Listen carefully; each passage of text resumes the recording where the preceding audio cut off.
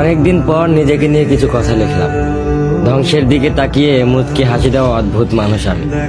হয়তো আমি পাগল, হয়তো অনুভূতির ভিতরে কোন এক গভীর অতল দুঃখ বাসা বেঁধেছে।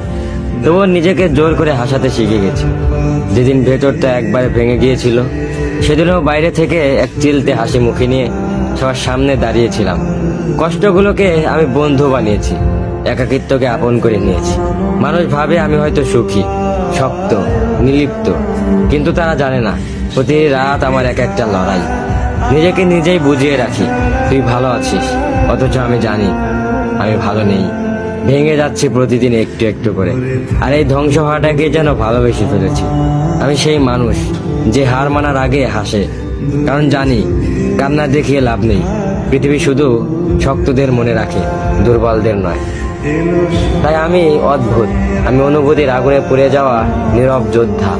আমার জীবন কোনো সুখের গল্প নয়, এটা নিঃশব্দ বিপ্লব, যেখানে হাসির আড়ালে লুকানো থাকে হাজারো না বলা কথা, ভাঙা স্বপ্ন, হারিয়ে যাওয়া আমি।